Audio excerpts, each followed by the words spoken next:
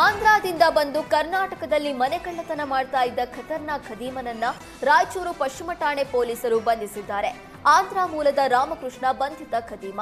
ಈತ ಕರ್ನಾಟಕಕ್ಕೆ ಬಂದು ಮನೆಕಳ್ಳತನ ಮಾಡಿ ಬಳಿಕ ಆಂಧ್ರಕ್ಕೆ ಹೋಗಿ ಅಡಗಿಕೊಳ್ತಿದ್ದ. ರಾಮಕೃಷ್ಣ ವಿರುದ್ಧ ಗೌರಿಬಿದನೂರು, ಹಿರಿಯೂರು, ಹಾವೇರಿ, ಗಂಗಾವತಿ ಹಾಗೂ ಶಿರಾ ಠಾಣೆಗಳಲ್ಲಿ ಮನೆಕಳ್ಳತನ ಪ್ರಕರಣ ದಾಖಲಾಗಿತ್ತು. ಕಳ್ಳನ ಫಿಂಗರ್ ಪ್ರಿಂಟ್ ಸುಳಿವಿನ ಮೇರೆಗೆ ರಾಯಚೂರು ಪಶ್ಚಿಮ ಠಾಣೆ ಪೊಲೀಸರು ಕಳ್ಳ ರಾಮಕೃಷ್ಣನನ್ನ ಬಂಧಿಸಿದ್ದಾರೆ. ಬಂಧಿತನಿಂದ 36 ಲಕ್ಷ ಮೌಲ್ಯದ 315 ಗ್ರಾಂ ಚಿನ್ನಾಭರಣ ಜಪ್ತಿ ಮಾಡಲಾಗಿದೆ.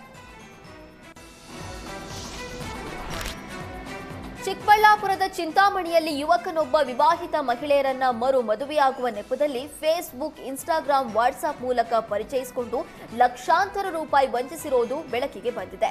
ಪ್ರೀತಿ ಪ್ರೇಮದ ನಾಟಕವಾಡಿ ಲೈಂಗಿಕವಾಗಿ ದುರುಪಯೋಗ ಪಡಿಸಿಕೊಂಡಿರುವ ಆರೋಪ ಕೇಳಿಬಂದಿದೆ. ಸದ್ಯ 3 ಸಂತ್ರಸ್ತೆ ಮಹಿಳೆಯರು ಪೊಲೀಸ್ ಠಾಣೆಗೆ ದೂರು ನೀಡಿದ್ದಾರೆ.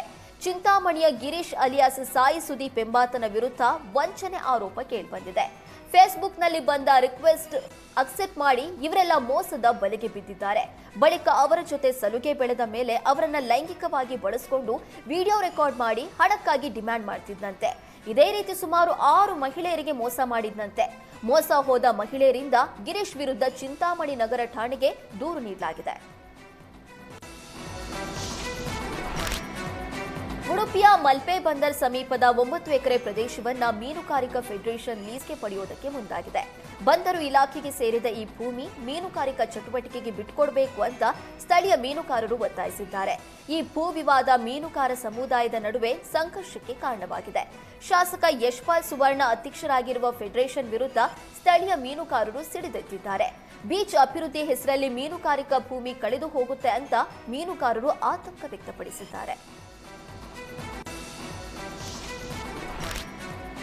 ಕೇರಳದಲ್ಲಿ ಮೆದುಳು ತಿನ್ನುವ ಅಮೀಬಾ ಜ್ವರ ಉಲ್ಬಣಗೊಂಡಿದ್ದು ಇತ್ತ ರಾಜ್ಯದಲ್ಲಿ ಆರೋಗ್ಯ ಇಲಾಖೆ ಅಲರ್ಟ್ ಆಗಿದೆ. ಚಾಮರಾಜನಗರ ಜಿಲ್ಲೆಯ ಚೆಕ್ ಪೋಸ್ಟ್, ಟೋಲ್ ಗೇಟ್ ಹಾಗೂ ಅಯ್ಯಪ್ಪ ಮಾಲಥಾರಿ ಗ್ರಾಮಗಳಿಗೆ ತೆರಳಿ ಜಾಗೃತಿ ಮೂಡಿಸಲಾಗುತ್ತಿದೆ. ಗುಂಡ್ಲುಪೇಟೆ ತಾಲೂಕಿನ ಭೀಮನಬೀಡು ಗ್ರಾಮದಲ್ಲಿ ಟಿಎಚ್ಒ ಅಲಿಂ ತಂಡ ಭೇಟಿ ನೀಡಿ ಅಯ್ಯಪ್ಪ ಮಾಲಥಾರಿಗಳಿಗೆ ಕೇರಳದಲ್ಲಿ ಮೆದುಳು ತಿನ್ನುವ ಅಮೀಬಾ ಜ್ವರ ಹೆಚ್ಚಾಗ್ತಾ ಇರುವ ಬಗ್ಗೆ ಮಾಹಿತಿ ನೀಡಿದ್ದಾರೆ. ಜೊತೆಗೆ ಎಚ್ಚರಿಕೆ ವಹಿಸುವಂತೆ ಸೂಚನೆ ನೀಡಿದ್ದಾರೆ. ಜೊತೆಗೆ ಮದ್ದೂರು ಚೆಕ್ ಪೋಸ್ಟ್, ಟೋಲ್ ಗೇಟ್ಗಳಲ್ಲೂ ಕೂಡ ಜಾಗೃತಿ ಮೂಡಿಸಲಾಗಿದೆ. ಹಂದಿ ಬೇಟೆಯಾಡೋದಕ್ಕೆ ಹೋಗಿ ವ್ಯಕ್ತಿಯೊಬ್ಬ ತೊಡೆಗೆ ಗುಂಡು ಹೊಡ್ಕೊಂಡು ಪರಿಣಾಮ ತೀವ್ರ ರಕ್ತಸ್ರಾವದಿಂದ ಮೃತಪಟ್ಟಿದ್ದಾನೆ. ಮಾಗಡಿ ಪಟ್ಟಣ ಸಮೀಪದ ಕೆಬ್ಬೆಪಾಳ್ಯ ಬಳಿ ಘಟನೆ ನಡೆದಿದೆ. ತಿರುಮಲೆ ನಿವಾಸಿ ಪಾಂಡುರಂಗ ಮೃತ ದುರ್ದೈವಿ.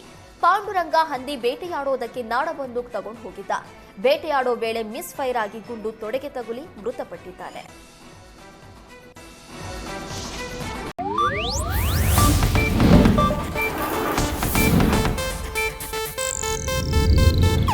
ಇದು ಏಷ್ಯಾನೆಟ್ ನ್ಯೂಸ್ ನೆಟ್ವರ್ಕ್ ಪ್ರಸ್ತುತಿ.